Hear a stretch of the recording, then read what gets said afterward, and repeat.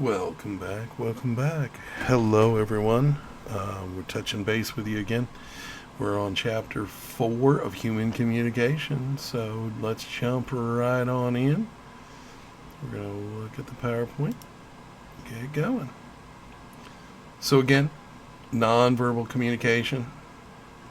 When we think about nonverbal communication, it's the process of generating meaning using behavior other than words. So when we think about it, we're talking about touch, taste, smell, hearing, as well as visual and auditory cues, meaning pitch of somebody's somebody's voice, or even the words they use. Their vocabulary can be considered part of a nonverbal communication.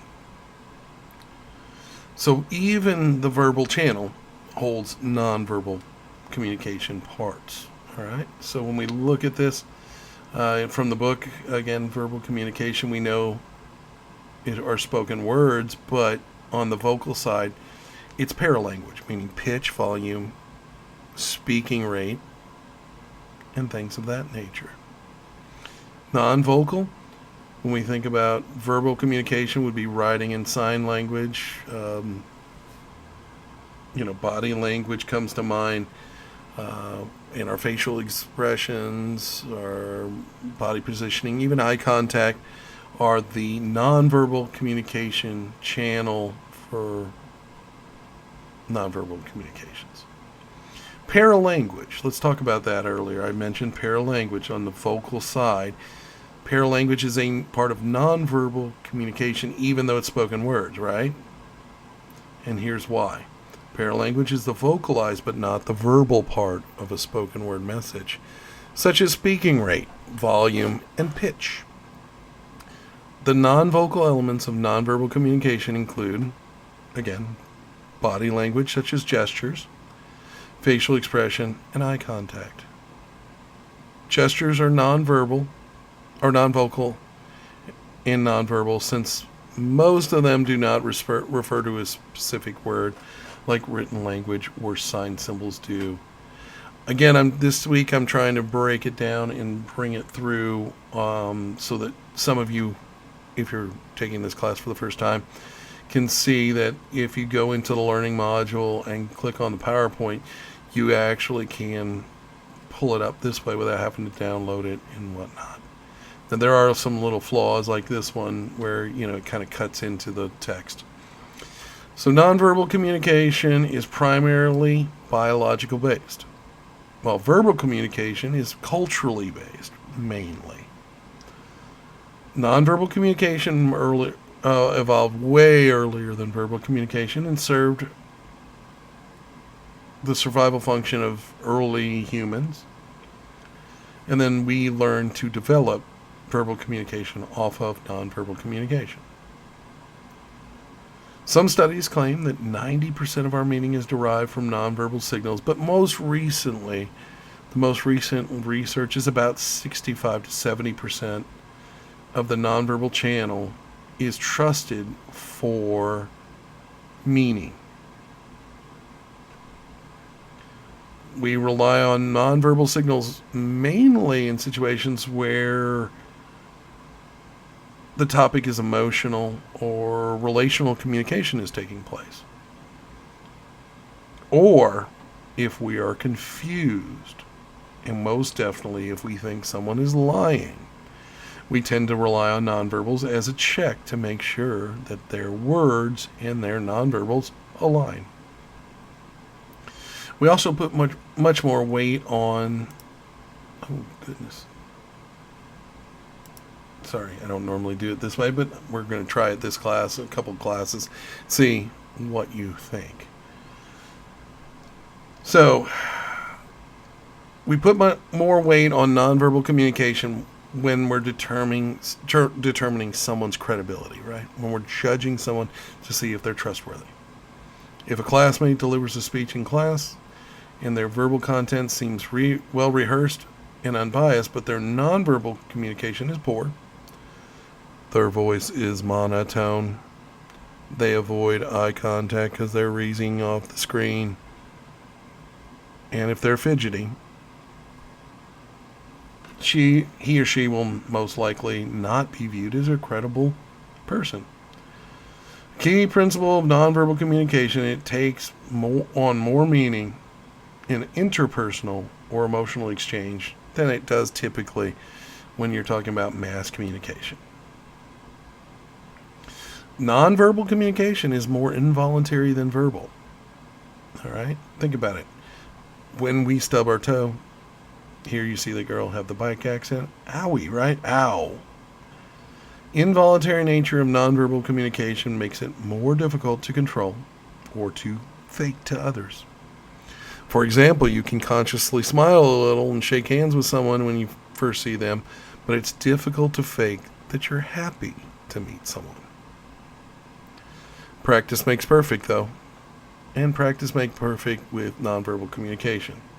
Spokespersons, lawyers, when I think about politicians, many corporate CEO types, even in organizational communication, and especially celebrities, especially actors, they learn to control their facial expressions, right, and other nonverbal communication so that they can convey their message effectively with others. So, poker players, therapists, police officers, doctors, teachers, and actors do pretty well with this as well. Believe it or not, college students do almost as well as policemen.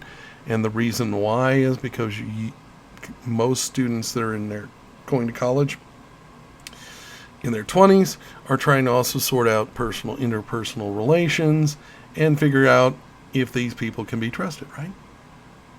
So most people whose careers don't involve conscious manipulation of nonverbal signals find it difficult to control or suppress them. And I'm going to say this, even those that are professional at it sometimes still struggle with it. We leak, and I'll show you some examples later on in class.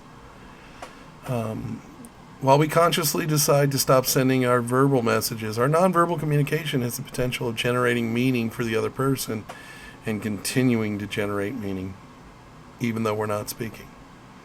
A teenager who shuts us out, a parent, right, won't communicate with them. Even that blank stare or the lack of communication is still communicating something, right? Nonverbal communication is irrepressible. We learned that the symbolic and abstract nature of language can lead to misunderstanding, but even our nonverbal communication, which we trust more, can be ambiguous. Do they wink at you to express their affection for you, their pleasure with something you just did? Or did you share some sort of inside joke or knowledge with them, right? Those are reasons we wink at someone. We look at context clues in a sentence or paragraph to derive meaning from a particular word. We can also look at context clues in a variety of sources of information like physical environment, other nonverbal signals, or even verbal communication to help make sense of a particular nonverbal cue. However, nonverbal communication doesn't have the explicit rules of grammar that bring structure, order, or even agreed upon patterns of usage. Instead, we implicitly learn norms of nonverbal communication when we start when we're young, and as we get older, we get better at it. In general, we exhibit more idiosyncrasies of our use of nonverbal communication than we do with verbal communication, which creates a level of ambiguity and even creates confusion in the nonverbal channel. Although we can rely on verbal communication to fill in the blanks, sometimes left by nonverbal expressions, we still put more trust into what people do over what they say. And this is more importantly in times of stress or danger or any emotional situation. The innateness of nonverbal signals can be found in children who have been blind since birth, but still exhibit some of the same facial expressions as other children. For instance, a blind child still knows how to smile. In short, involuntary or subconscious nature of nonverbal communication makes it less easy to fake. which makes it seem more honest and credible. We'll learn more about that role of nonverbal communication and its role within deception later on in the chapter. When we think about functions of nonverbal communication, the primary function of nonverbal communication is to convey meaning by reinforcing, substituting for, or contradicting verbal communication. I'll lead you through all of those. Nonverbal communication is also used to influence others, regulates our conversational flow as well. Perhaps even more important are the ways that nonverbal communication functions as a central part of relational communications and identity expression. Nonverbal communication conveys meaning. Nonverbal communication conveys meaning by reinforcing, substituting for, or contradicting our verbal communication. Think about gestures, right? When we think about gestures, it's to reinforce a meaning or an example. If you say leave and you point towards the door, right? It reinforces. Facial expressions reinforce our emotional state. When we think about our emotional state and how important it is,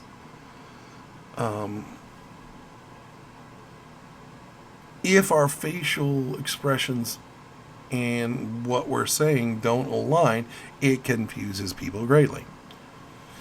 Think about it. We smile while we're telling a funny story, and it helps convey that story to others. It makes it funny for them, hopefully, and certainly sells the story as reality to them.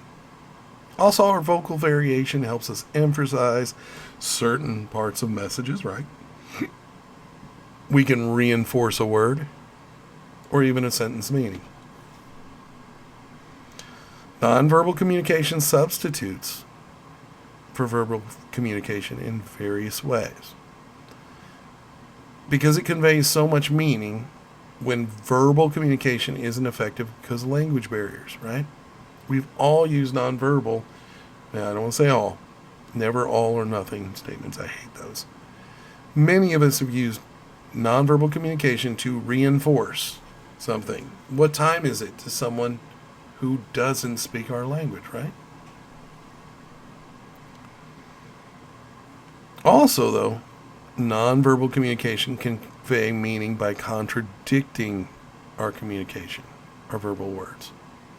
If a person says, you can't do anything right, but then winks at you, right? That means it's probably a joke. They're teasing you or joking. You're just having a rough moment. One thing didn't work your way. They're not actually making a judgment on you. So when we think about nonverbal cues and how they can influence others, well, honestly, one of the leading ways is through deception. I hate to talk about it, but it's got to be talked about.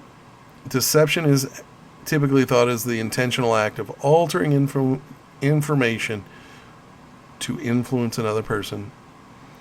And it does that by omission,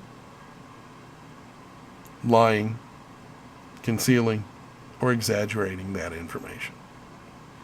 When we think about nonverbal cues to deception, though, if our body is too full of emotion, or if we're using illustrators too much, if we go hand over mouth, that's another way, possibly, or we're just covering up a yawn, right? We might use manipulating language. We might use more of a fleeing flight position as we distance ourselves from somebody.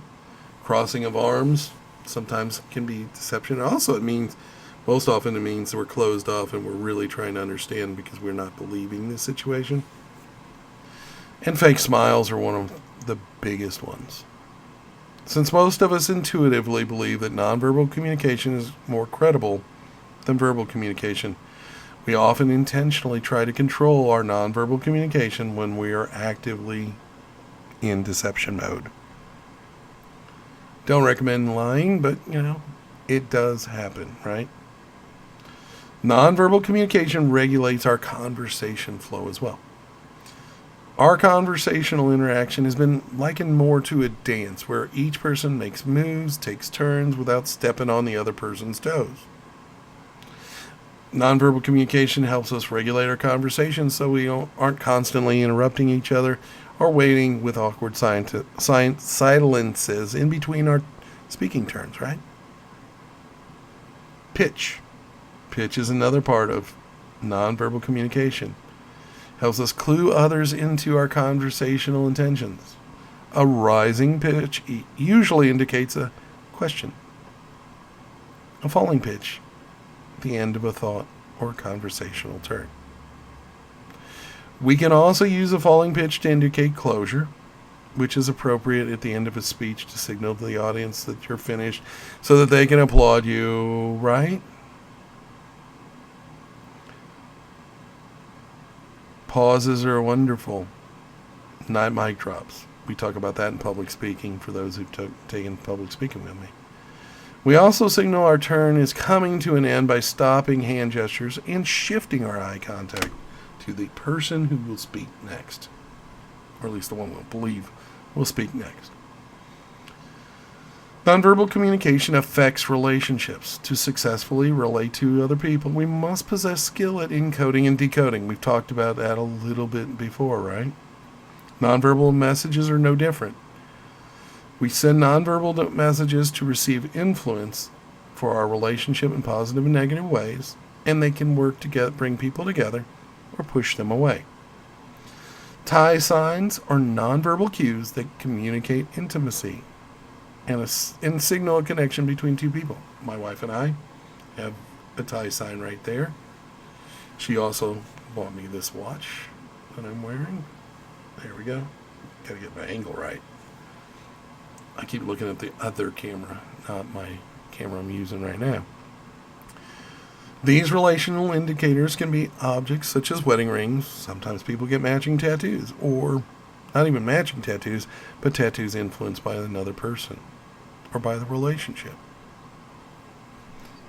Right? We also touch people and hold their hands if we love them, right? Those are nonverbal communication cues, but allow someone to feel that love, to feel that connection. Touch behaviors are most frequently studied of the tie signs and communicate much about a relationship on the area being touched, the length of time, and also the intensity of the touch. Kisses and hugs are tie signs, but a kiss on the cheek is different from a kiss on the mouth. And a full embrace is different than a half embrace, right? Also, immediacy behaviors play a central role in bringing people together and have been identified by scholars as being an important function of nonverbal communication. Immediacy behaviors are verbal and nonverbal behaviors that lessen real or perceived physical or psychological distance between communicators. Those are like things like smiling, nodding our heads, making eye contact. And then we think about social, polite, or professional touch, meaning shaking someone's hand, kind of touching their arm, saying, great job. Immediacy behaviors create rapport, and they're needed to retain relationships. While verbal communication is our primary tool for solving problems and providing detailed instruction, nonverbal communication is our primary tool for conveying or communicating our emotions, right? This makes sense when we remember that nonverbal communication emerged before verbal communication. It was the channel we first expressed anger, fear, love for at least hundreds, if not thousands of years in human history. Touch and facial expression are two primary ways we communicate nonverbally. Nonverbal communication expresses our identities. Nonverbal communication expresses really who we are. It says to others, hey, look at me. This is who I am. Our identities, such as the groups we belong to, our cultures, our hobbies, and our interests, those things are conveyed nonverbally through the way we set up our living and working spaces, The clothes we wear, the way we carry ourselves, the accents and tones of our voices also are nonverbal communicators that express our identities. Our physical bodies give people an impression of who we are. I mean, face it, I'm getting older. It shows. And remember, some features are under our control, others aren't. It's okay. I'm okay with getting older. When we think about the idea of, communicating a larger image of self, if we look at this young lady, she is, obviously communicating a version of self. Some would call her goth, right? But the point is, she's communicating her expression. There's a lot going on with the outfit. Like the hair, too, When we think about nonverbal communication expressing our identities, height is something we can't control, but yet it shows as an influence tool on how people are treated and or perceived. When we look at 80% of the presidential elections, the taller individual won. That's pretty extraordinary, right? Like, holy cow, we don't even think about it, but yet that is one of those things that we think about. I'm not blessed with a lot of height. I'm a whopping 5'9". I accept my lack of height, and because there was nothing I could do about it, right? Think about our level of attractiveness. Other people view that as a way that they can perceive us. We can't really alter our height much. We can't really do much for eye color. This is my eye color, guys. This is what I've got. I'm working with. It's a gray blue. We can certain features can be altered through invasive and costly cosmetic surgery, but I'm not telling you need to do that to be an effective communicator. You don't. We need to think about the things we can control, right? Other aspects. The way we carry and present ourselves, our posture, our eye contact, and our tone of voice. Those can make us warm or distant depending on context, and those are easily controllable. Nonverbal communication expresses our identities, like the goth girl earlier, right? And one of the ways we do that is through our artifacts, which are objects, personal possessions, right? They include our clothing, what we wear, how we approach, how we approach ourselves, being presented in public, our jewelry, even our personal space. I talk a little bit about personal space. When I was younger, I wore more t-shirts. But it's not uncommon for me to sometimes still be seen in public with a set of t-shirts on, some jeans or shorts, and a well-worn pair of Doc Martens steel-toed boots that have seen 30 plus years of concerts. Okay? Doesn't mean a lot to me. It's just part of who I am as my identity. And when I think about that, when I was younger, I decided to shave my head simply because I wanted to see what I would look like bald. Because I was thinking, I was in my 20s, what will I look like when I'm bald? Because my grandfather on one side was bald and the other one had a receding hairline, and I started thinking, oh my goodness, what if that happens to me? So I shaved my head. All the hair gone. Here I was hanging out at a concert with some friends, freshly shaved head, a 9 Inch Nails t-shirt on, some long baggy shorts, and my steel-toed Doc Martens. I was waiting for a female friend and her best friend to come back with some drinks while I held a spot on the lawn for an outdoor concert. The band was called Stir. I was their booking and promotions, one of their booking and promotion guys. I book for usually smaller bands, regional bands in the Midwest. So I was there kind of just holding the spot on the lawn, and a guy wandered up to me, dressed similarly with a similar lack of hair.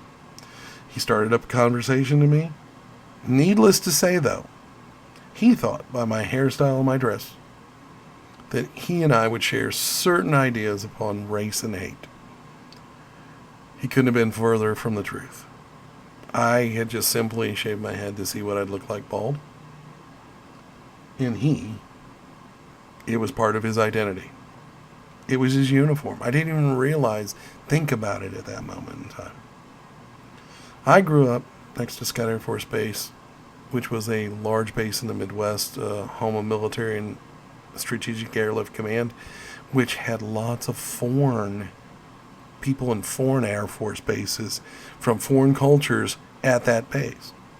So my great basis of friends was multicultural, to say the least. I was blessed with that. I also lived next to, unfortunately, one of the worst urban decline stories in American history, East St. Louis. I lived almost right next door to it. And that allowed me to, again, mix with people of other races, people who didn't have as much as other people had. So I learned how to communicate and appreciate people of all colors, all races, all colors, creeds, genders. It was no big deal to me. So hate was never something that was on my agenda. But yet it was on that guy's agenda. And it was at that moment I thought about how my nonverbal dress and hairstyle was causing a conflict of communication. I never shaved my head again, by the way. Now, when we think about norms, social norms, implicit norms, that's what I was referring to about a uniform or a certain look, right? Now, I'm wearing a uniform right now.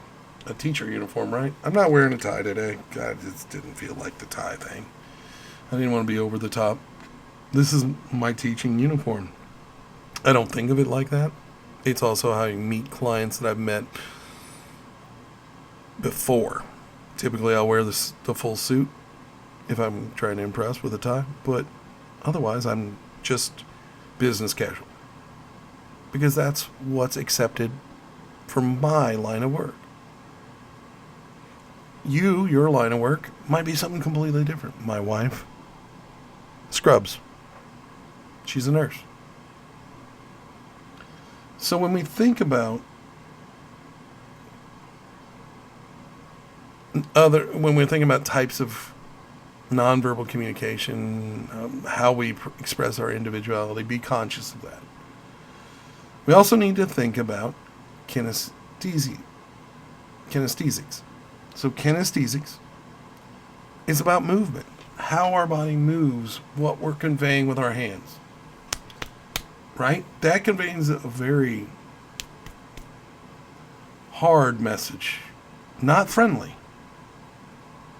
How our arms sway, how fast they move, has a bearing on it. Ooh, how serious our face is when we say the words, right? All of those things play a role in our nonverbal communication. And in this section, we're going to talk about that. There are 3 types of gestures that we need to think about: adapters, emblems, and illustrators.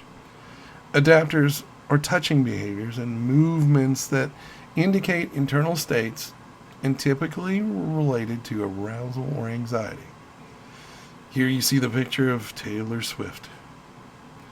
Taylor Swift picking her nails, biting her nails. My wife's one of those people when she gets anxious too. I, on the other hand, chew gum.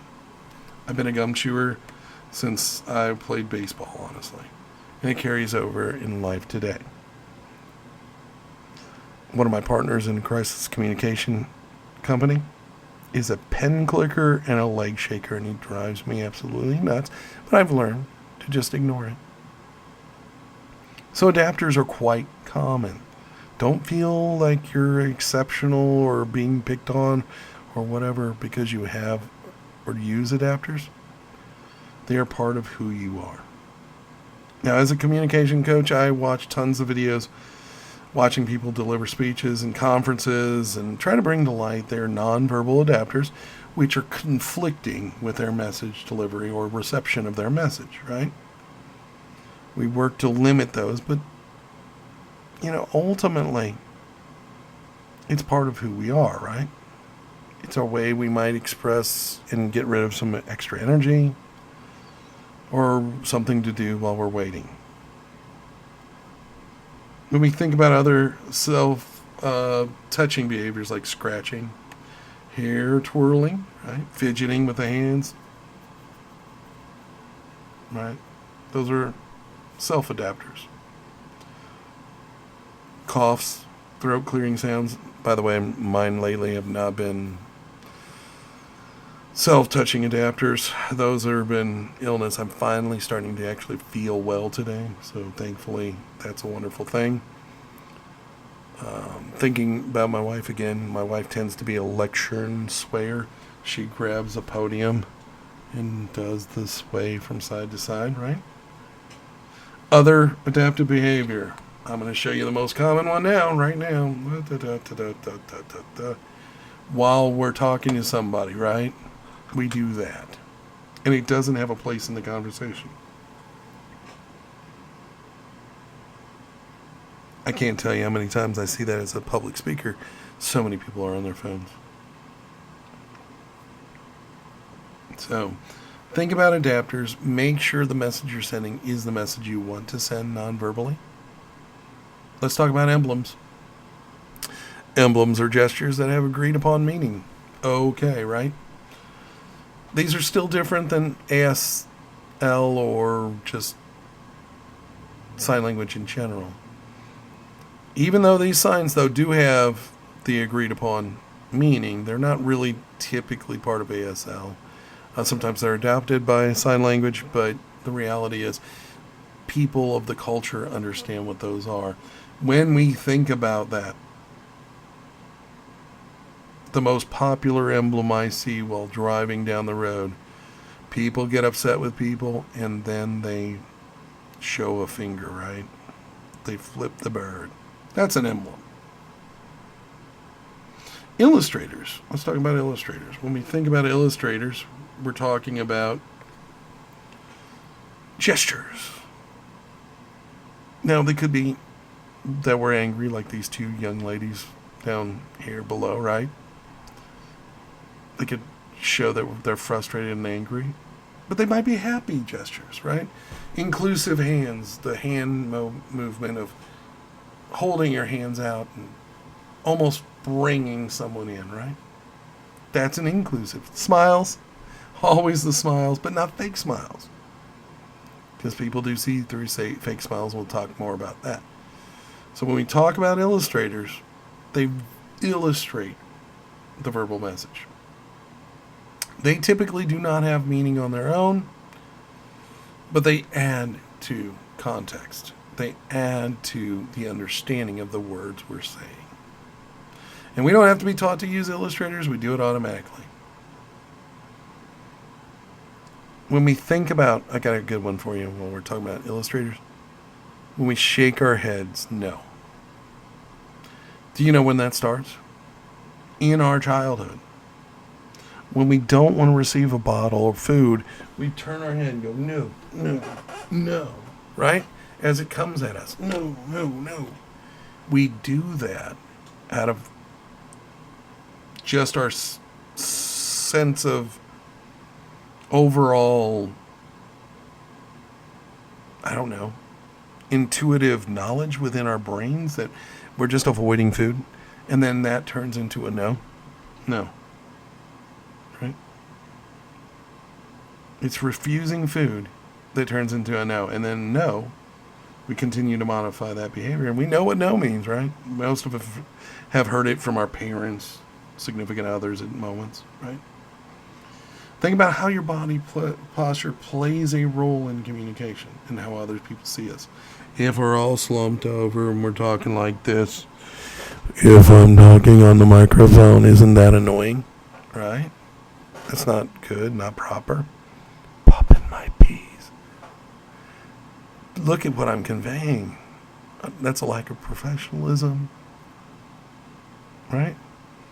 How do you take that person seriously? So, but our body posture sometimes is modeling whatever we're feeling inside. It's our fear, our lack of confidence, or sometimes Superman pose, extreme confidence, right? When we think about head movements and posture, the nose, when we think about what we're trying to convey, if you're trying to build confidence, I want you to practice your Superman pose, okay? Hold the pose for 2 minutes, just like Wonder Woman and Superman are doing right there. Hold that pose for 2 minutes. By doing it for 2 minutes, it can change our testosterone and or cortisol levels within our body. It increases our tolerance for risk or a tough task. It causes us to perform better in public events, especially when they're communication events, like a speech, a job interview. It's nature's little stress reliever. And yes, you get that for free here in communication, human communication. Good body posture is important. And let's talk about good body posture. We want to have open body language. You watch my hands. My hands are open, welcoming hand movements. I don't sit in a closed off position. I don't sit in a wide open position like leaning back and just careless. It's intentional. My body language is intentional.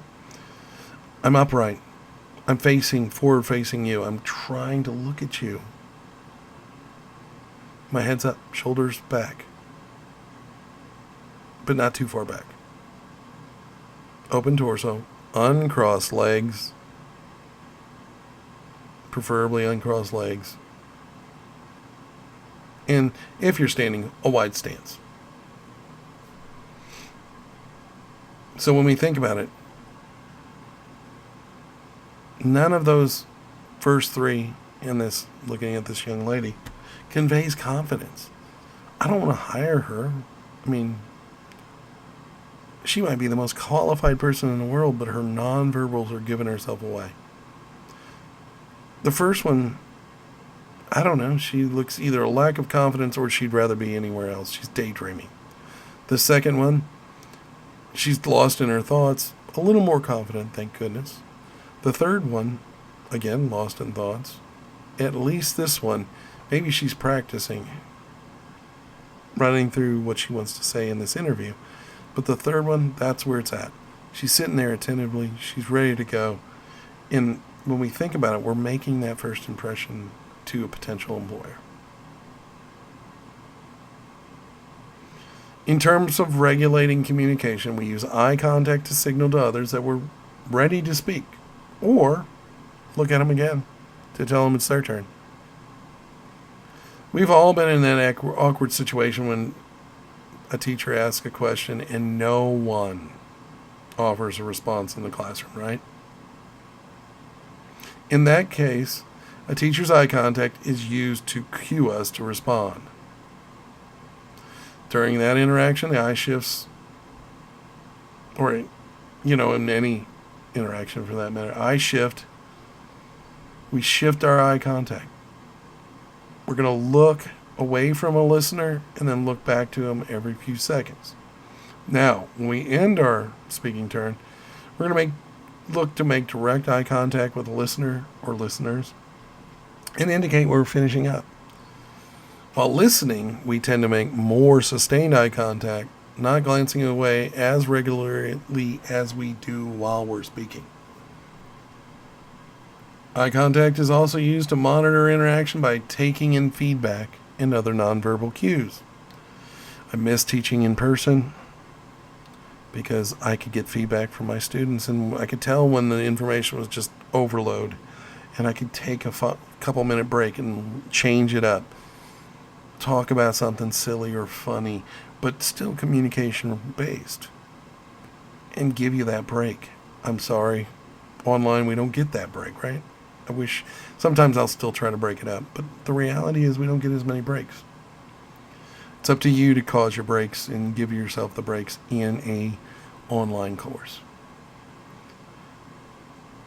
When we think about a speaker can use the eye contact to determine if an audience is engaged, confused, or bored, and then adjust the message. Our eyes also send other information to people, to others. We know not to interrupt when we're deep in thought because we're naturally looking away from others and we're processing information. Making eye contact with others also says we're paying attention and interested in what they're saying. Let's talk about eye contact some more. Right? There are types of gaze. 3 types of gaze. It's hard to see completely, but there's the business, which is eyes to the person's forehead. There's the social gaze, eyes to mouth. And intimate gaze is eyes drop down the body to view a body. That's an expected behavior, or at least a behavior we exhibit as human beings, and it tells us what people's thoughts and ideas are in that moment. They're sizing someone up by looking at their whole. In the last one, the intimate gaze. The social gaze, eyes to mouth, it's about speaking turns. And the business gaze, eyes to forehead, is about not trying to stare somebody down and just also maybe daydream off a little bit, because sometimes we do, let's be real. Eye contact can be used to intimidate others. We have social norms about how much eye contact we can make. Staring at someone, in many contexts, could communicate intimidation, or in other contexts it could communicate flirtation or at least interest, right? As we've learned, eye contact is a key immediacy behavior. It signals to others we're also available for communication. And once that communication begins, if it does, let's say if it does, eye contacts help us establish rapport and or connection, size up the person, and move through the process. If you make eye contact, let's say in a public setting like an airport or gym, where people often make small talk, well, we expect to get small talk. If we avoid making eye contact in those same situations, it tells others we don't want to engage in small talk.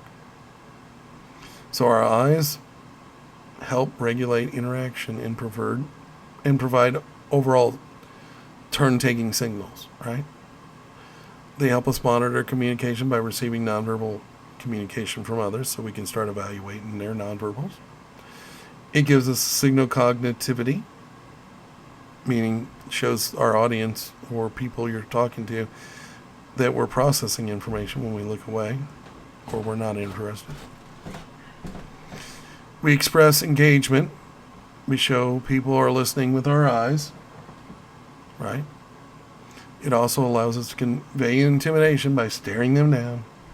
And then again, our eyes are there to establish rapport, connection, or interest.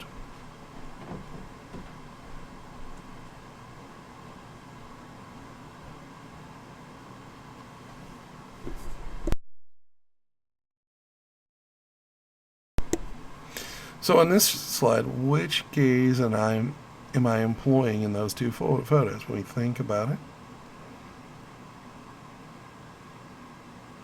In the first,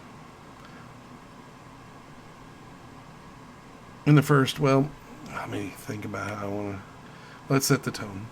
It was taken by a friend of mine at a photo shoot for a tattoo magazine. I was on the microphone at Sun Records, right? Gaze is intimate and close friend of mine. I was super excited because Sun Records is a place where Elvis, Johnny Cash, and U2 have recorded.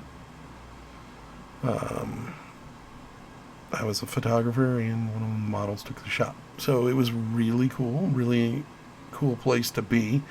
As you can tell, the microphone is exceptionally old. It dates back to the 1950s. So I was geeked up. I was really energized by that. The second photo was taken at a client's office while I was waiting to be seen by the client. They always keep me waiting on almost every project. And I took my own picture here because I wanted to see what my facial expression was, what I was experiencing, what I was thinking in that moment. I was really trying to hide my irritation, really, honestly. But it also, I took my picture to really express that I can't hide my nonverbal sometimes too, just like anyone. There's a touch of irritation on my face if you look closely. So you see, eye contact is a key indicator. Pupil dilation is also part of eye contact, and it refers to expansion and contractions of the black part or the center of our eyes. And it's a very reliable form of data collection overall. I mean, it's not perfect, but it's quite reliable. Our pupils dilate when there's a lack of lighting and contract when light is plentiful. But also, other things can cause our pupils to dilate. Pain, the thought of sexual attraction and or arousal, anxiety, stress, deep thinking also affect pupil dilation. Now remember, pupil dilation is not going to tell you if somebody's lying for certain, but just to kind of get a clue, our dilated pupils tend to increase a person's attractiveness, even though that we're not even aware of it. It's a subtle nonverbal signal we've developed over 1,000 plus years, 2,000 plus years. So think about it. We have mood lighting for romantic restaurants, right? We have it for a reason. The softer and indirect light leads to pupil dilation, which puts people in a better frame of mind, better mood, more receptive. Let's talk about smiles. While we think about facial expressions and they're innate, and they're also universally recognized, right? But they're also not always connected really to emotion or internal biological stimuli. Sometimes they're just social smiles. Actors do this a lot, right? For example, most of the smiles we produce are made for others. They're not an involuntary reflection of an emotional state. They're just made to be courteous. And smiles are one of the most powerful communicative signals. They are key immediacy behavior, as I talked about earlier, because facial expressions are viewed as innate and easily recognizable. We generally think they're connected to biological stimuli or what someone's emotions are, but they're not always, right? We talked about that. Social smiles are slightly different than genuine smiles. People perceive smiles with their eyes as to be true and genuine. And smiling with our eyes is more difficult to fake because the muscles around the eye are activated or spontaneous, and a genuine smile is not necessarily under our conscious mindset at the moment, right? Our cheeks, everything else has to respond. So let's walk through these smiles real quick. The first smile is Britney Spears, and honestly, she was one of the best I've ever seen at faking smiles, yet smiling with her eyes, and this is a perfect example. It is actually a fake smile because the clenched teeth kind of do it in. But look at her eyes. She's smiling warmly through her eyes, and even though it's a fake smile, she's trying to fool us, throw us off. And then I've got two smiles by Ryan. And the first one, the top one, is genuine. He's happy to be there at a red carpet event, talking about some of his projects. But the bottom one was taken right after someone said, "Ryan, do you realize you're not as funny as you think you are?" And they did this on a red carpet event. And you can immediately see he's trying to control. He went to a straight face, and he's trying to bounce back to a smile, put that smile back on. He's trying to be polite and not say something to the person who's trying to instigate. Also, you'll see here common types of smiles, right? I threw this in because these are important. When we think about fake smiles, they're either clenched teeth or they're closed mouth smiles. Genuine smiles, not so much clenched teeth, because sometimes we're going to show a gap. We're also not going to show full on teeth, but it's weird because smiles do show a lot of teeth. Genuine smiles do. Polite smiles, they're just kind of like fake, but you'll notice the eyes are becoming engaged. The flirtatious smile, you see there, usually a head tilt. The embarrassed smile, we know that one. We're going to avert eye contact. And the sarcastic smile, which I'm king of, is just what it is. It's sarcastically smiling. Now, it doesn't mean, it means that we're probably entertained in some small way. And it's not a bad thing. Think about the universal facial expressions. They set the tone for our communication, right? Happiness, sadness, anger, fear, disgust, confusion, contempt, thoughtfulness, shyness, funny, surprised, and excited.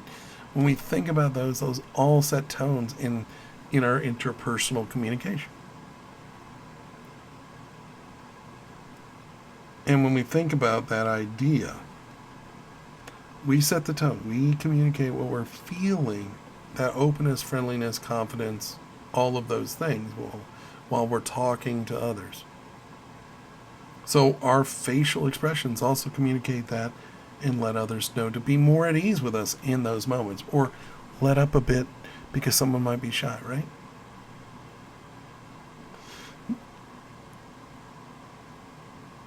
Think about haptics, which is the study of communication by touch.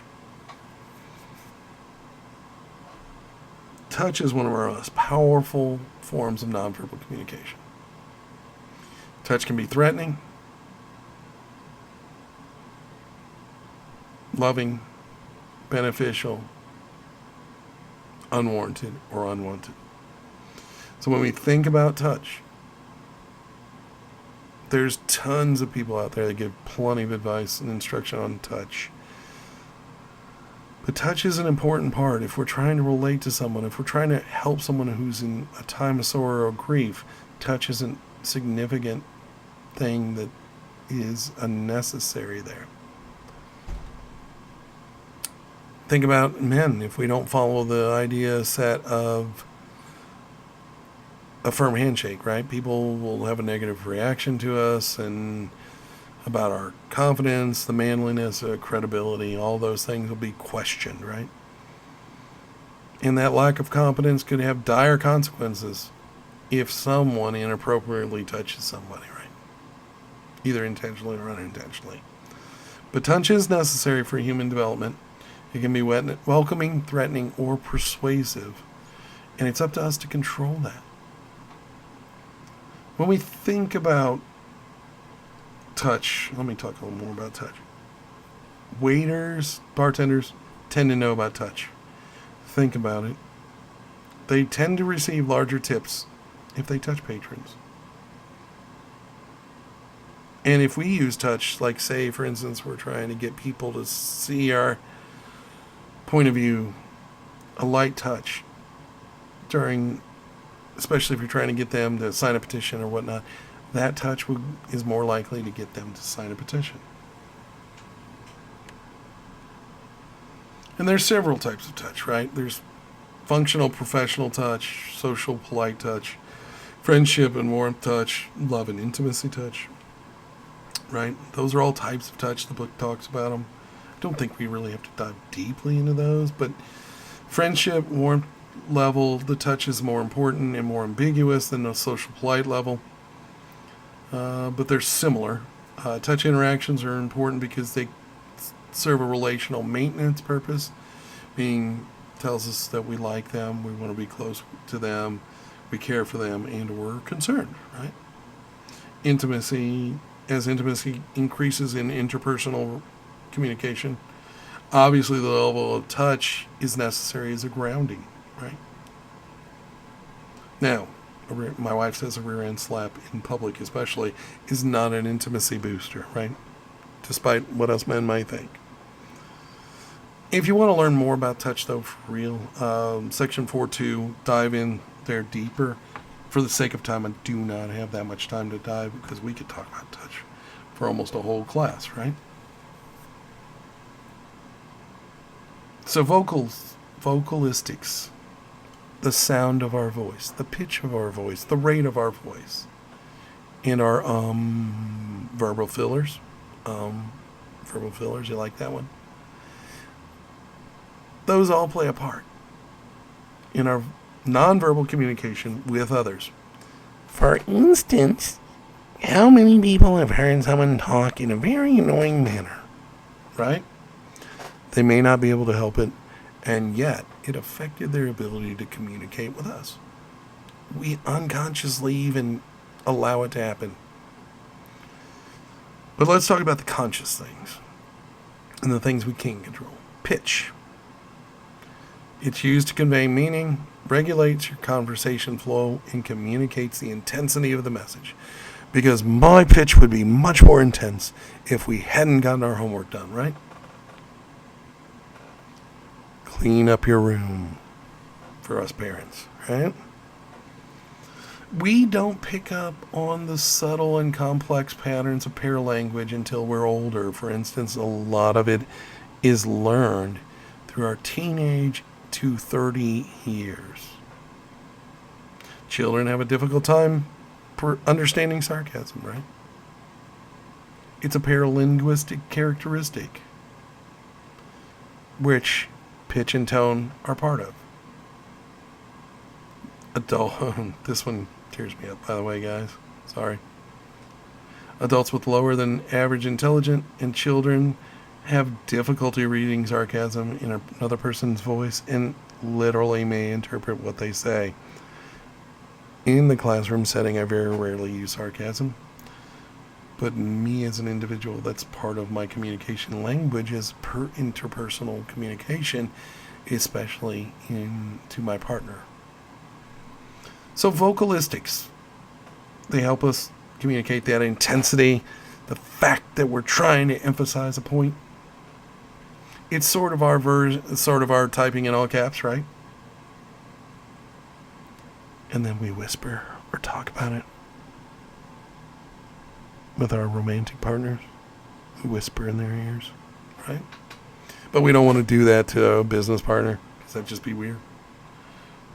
So think about how we use our voice to communicate what we're feeling. And we adjust it to all those people in our lives in various roles. Speaking rate. Sometimes this one gets me in trouble. If there's one failure I really have, unfortunately, it's speaking rate. I come from the Midwest. We tend to talk fast. I can do almost the micro machines thing or boom hour, but yet I don't talk with this accent. So I have to slow myself down in this class, right? Because otherwise, I'm talking too fast and you're not getting the message. You may not be able to receive it. Remember, a slow speaker can bore people. Next thing you know, we're daydreaming, our attention's wandering. Fast speakers, difficult to follow. However, speaking a bit faster than normal conversation, which is where I try to lean in on, at 120 to 150 words a minute, is beneficial. Especially if your audience is above average intelligence, which I'm believing you are. You're at a college, you're trying to study, you're learning. When we think about boom hour, there's a perfect example of a regional dialect, and he is speaking right. Sometimes I mispronounce words because I'm going a bit too fast, and that's where I have to dial back. When we think about vocalistics, It's people's voices. Family Guy, Peter Griffin. Snooki from Jersey Shore. Presidents talk in a certain manner, right? We assign those things. Boomhauer, I mentioned earlier. I have a mixed bag. I have a blessing and a curse. Since I live here in the South, my Midwest accent serves to let locals know that I ain't from around here. Right? But it's been a blessing for me in communication field because Midwestern accent is the choice for newscasters. It is the gold standard. Most newscasters live in and or go to school in the Midwest. Think about actors like Brad Pitt. Guess what? From the Midwest. So many actors are from the Midwest. Now that one's changing a bit. It's shifting a bit. But when I think about newscasting, it's definitely not, right? It is very much about a certain sound, a certain pleasing vocal type and pacing. And that's something we just do, I guess, in the Midwest. The Midwest accent is clean and smooth. It's relatively easy for most Americans to understand. Therefore, we end up as news reporters, public communicators. It's neutral, it's friendly, it's trustworthy. We're working class, we don't mind, and we're happy to give you the information that you need. It's just who we are. And that's, I guess, why, honestly, we've been slotted in that role. So, vocalistics, when we think about our vocalistics, our tone can be controlled somewhat by pitch, volume, and emphasis, but each voice has its distinct qualities known as its vocal signature. Voices vary in terms of resonance, pitch, and tone. Some voices are much more pleasing than others. People find pleasing voices that employ vocal variety and are not monotone. Also, if you're a male, lower pitched, right? As being proper, good, enjoyable. People that have nasally tones are generally viewed negatively. So, think about it. People's voices make a favorable or unfavorable impression. Verbal fillers, I did that earlier, remember? Verbal filler. Verbal fillers are sounds that fill gaps in our speech as we're thinking about what to say or what to deliver next. I wasn't actually thinking about what to say. There goes my sarcasm again. I wasn't thinking about it. I was just making a joke in the moment, right? Using the as a verbal filler because it is one of the verbal fillers that I hear a lot in public speaking.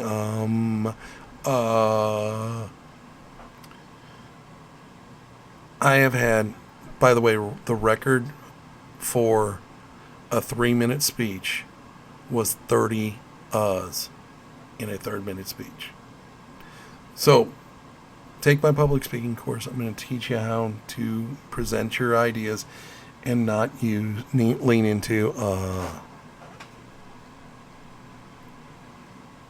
When we think about vocalistics, there's certain things we can use, and I try to do this sometimes in here because I give you definitions more than one time. I'm sure some of you have noticed this by now. Here we are 4 chapters in. I do that because I want it to stick. Many people need to hear something 3 to 4 times in order for it to stick one time in their brain, like literally to retain it. Okay, so I use repetition. And to reinforce information you're going to need repeatedly. I do it again and again and again so that you get it. Complimenting, those are vocalistic cues to elaborate on something we say, like, I love sweet potatoes, or I love sweet potatoes. There's sarcasm again, right? Accenting, vocal cues that allow us to emphasize particular parts of a sentence. She's my friend. She's my friend. Or she's my friend, right? Substituting. Vocal cues can take the place of rather verbal or nonverbal cues. Instead of saying, I hear you, I understand. Regulating. Vocalistic cues that help us regulate the flow of conversation, like falling pitch, slowing rate. Usually those things mean the end of a speaking turn. Contradicting. Vocal cues may be used to contradict other verbal symbols or nonverbal symbols. I'm fine. My wife's favorite. I'm fine. She's not fine. If she ever says she's fine, she's not fine. There's no getting around that one. Proxemics. So when we think about proximity, it refers to the distance or space and how it can influence communication. Proxematics refers to that. We can look at these things as far as space goes and think about it. A giant lecture hall, a teacher is less effective getting the message across to the back of the room than those in the front of the room. Partly because the people that choose to sit in the front of the room want to engage in the class. People in the back of the room generally don't. But also partly because when we're closer to a speaker, we feel more connected with them. As distance grows, we feel less connected with them. Like there's distance. All right? And I'm going to talk a little bit about that in more detail. So, in general, spatial influences dictate how people communicate and behave. Small spaces with a higher density of people lead into the breaches of personal space bubbles. There's just no getting around that. Think about a concert that you've been to, right? Or getting on mass transit. Personal space, there is no such thing, right? Crowding also can lead to criminal or delinquent behavior known as mob mentality, and unfortunately they tend to use that to victimize people, right? So we're going to talk more about this proxematics, the space. When we think about this, we all have varying definitions of what our personal space is, and it's truly different for everyone. Some people's personal space starts at under a foot and goes to 5 feet. But the average, I'm going to give you the averages in this graphic, right? Averages. So the 4 zones are intimate space, which typically is touching to 1.5 feet. We generally, people we're intimate with are very rarely further away while in public from the other in most settings. I'm excluding trips to the bathroom and whatnot. Right? So we're kind of staying within that space. Personal space, definitely, we're staying within because, again, that concept of we're intimate with them, they can jump in the bubble. Personal space, though, is when we start to meet friends, family that we're not as close with, right? So that's our personal space, and that's where we're trying to keep people away, typically, from that space. Like we're trying to figure out, we might invite someone in from social space to that personal space eventually, but you got to be vetted to get into that personal space. And then we've got social space, which is that 4 to 12 feet range. And again, that's where people we really don't know as well typically stay. And then there's public space, which is 12 or more feet. And we really kind of do adhere to this as human beings. If you think about your life and the way you interact with others and how you view other people interacting with you, right? So territoriality, that's where our humanity kicks in, and we want to take up and defend those spaces. The drive is shared by many creatures, human beings, as well as animals, right? Sometimes when you think about human beings, it could be country, of origin, right? Here we are with a Gulf of America now instead of a Gulf of Mexico. Territoriality. There's a reason why we do the things we do. I've unfortunately had the time or two to roll through claimed territory, not comfortable experiences, right? But that, again, a group has laid claim to an area. Neighborhoods, that's territoriality. One of my favorite neighborhoods in the Midwest in St. Louis is The Hill. It is still occupied by, I think it's 69% or 70% Italian American individuals. The best Italian restaurants are there. Some of the best social places are there in that neighborhood. And there's a lot of history in that neighborhood. So my wife and I really love to go to that neighborhood. That's territoriality. It's a neighborhood, right? Something else. If you go to church or class or a restaurant, you tend to want to sit in certain areas. Territoriality. We go to sporting events. You will most likely, if I paid for the tickets, find me in the bleachers. Years of playing the outfield and or the middle infield and or catching, I played the center of the field. So I typically like to be in or around the center of the field watching a game. Now, do I like to be behind home plate? Sure, but I don't like to pay those prices. So, most of the time I'll be sitting in the outfield. So we all have personal preferences. These spaces or our territories, they're marked and understood by ours. They could be assigned on our parking space at work, right? It could be teacher parking at school and student parking over there.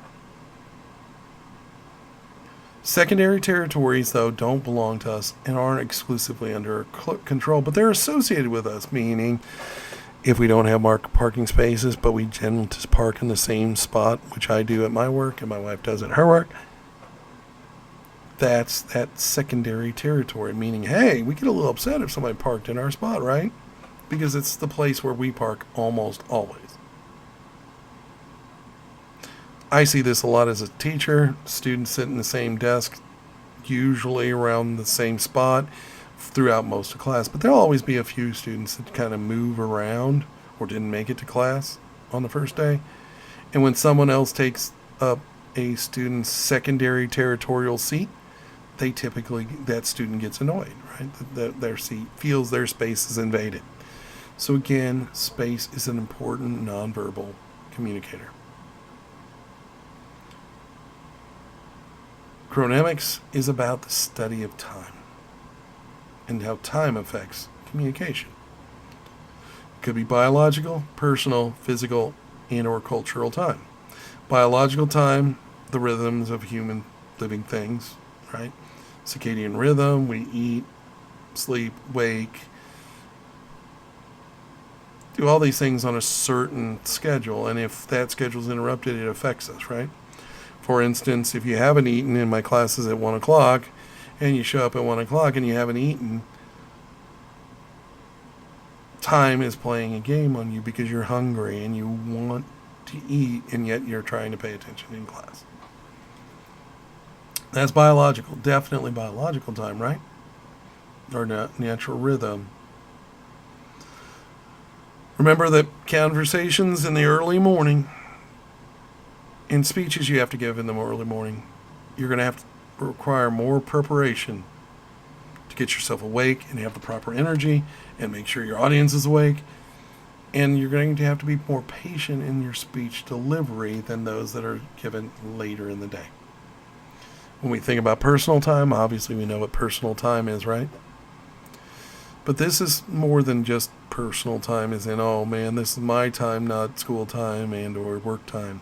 No, this is about how our mood, our interest level, and other factors can influence our ability to receive information or give speeches or communicate effectively. I taught a 55-minute class one time that seemed to drag on forever. Students didn't interact. I'm not even sure if they were really wanting to get the information.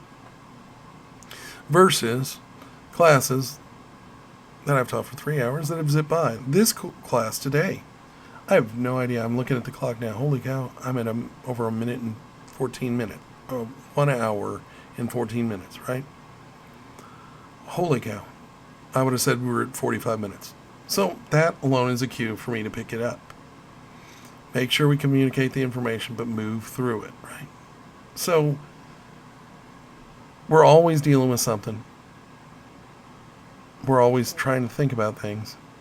And we need to be conscious of the way we use time plays against our audience or against us as we're trying to convey information. Physical time refers to the fixed cycles of days, years, and seasons, right? Seasonal affective disorder does affect people, folks. I can talk about that for a while, but we're going to move past it. Cultural time is how large groups of people view time. Americans and people who have smartphones tend to be more conscious of time, especially larger expenditures of time. We can't go long periods of time without looking at our phone. All right, let's talk a little bit more. We're getting there. We're getting there. So personal presentation and environment. Personal presentation involves two components: physical characteristics and artifacts, again, like I talked about earlier, that we adorn ourselves with, right? I'm not going to dive deeper in there, but I've traded my faux hawk and t-shirts for a professional haircut, shorter button-down shirts, not too dressy, but dress slacks, and then, sport coat or blazers kind of become my new wardrobe, right?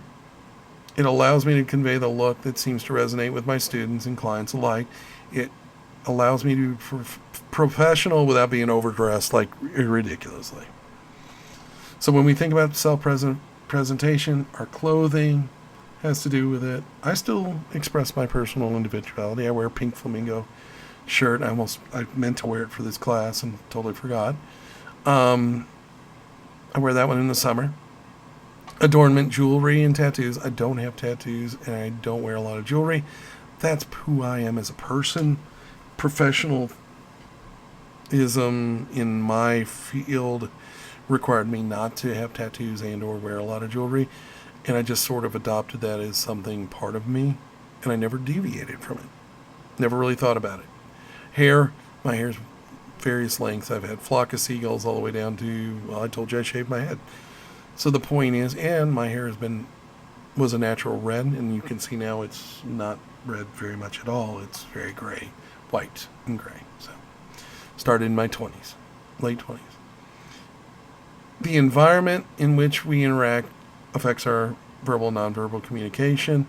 If you looked around my room, the books on display, it can influence people. I use them for professionalism, for looking up stuff and quoting stuff. So to me, that's why I have them. But some people would be led to believe.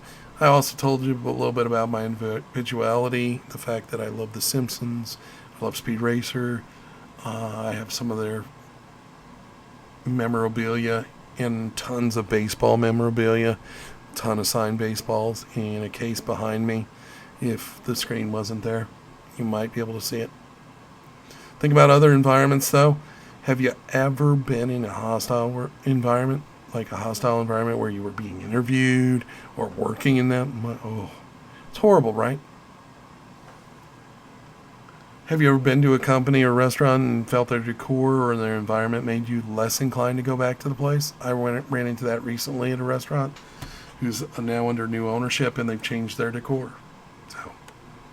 And they've changed the personnel. So, again, these things mean a lot and affect the way we communicate and the way we do things. As we age, we internalize social and cultural norms to send encoding and decoding nonverbal communication. We learn that over time. As we get older, we get better at it. People who are skilled at encoding nonverbal messages are viewed much more favorably by their audiences. They're generally felt like they're engaging, attention-getting. People feel that they're more attractive. Not that they are attractive in any way or aren't attractive. It just makes people feel like they're more attractive. We've got to understand, though, that nonverbal communication is multi-channel. We rarely send a nonverbal message in isolation. They work together with verbal messaging, and we send multiple, sometimes we're sending 2 or more nonverbal communication cues at one time. Understand that nonverbal communication affects our interactions. I talked about that, our ability to schmooze, touch people to get a better tip, right? So as you get better at monitoring and controlling your nonverbals and understanding how nonverbal cues affect interaction, people will feel like you're a better communicator because of that. So keep that in mind. That's why we spend time talking about this. When we think about nonverbal communication used for growing rapport, right? People fall into formation when waiting in line. That's just normal behavior. If somebody leans to the left in that line, other people may lean to the left. The line might end up shifting because of that. We tend to mirror others. It makes us more likable and relatable. Understand how nonverbal communication regulates conversations. We've talked quite a bit about that. I'm not going to dive deeper into that. And how, when we're listening, how we use nonverbal communication. Understand that our nonverbals, again, help us make good impressions and keep people interested. So we've talked about that. As we increase our skills in specific channels of nonverbal communication, we can alter people's ideas about us. For those who really want to learn about that, I want you to find Alan and Barbara Pease's book. It's called The Definitive Book of Body Language. Spot on. One of the best. The best, honestly. We can be better communicators by using our gestures better. Illustrators to show, to line up with what we're saying verbally. Adapters can hurt your credibility, especially when used poorly, so make sure you're using them well. And of course, gestures about your emotional state to help bring your audience in or convey emotion. Eye contact, we've talked about a bunch about eye contact.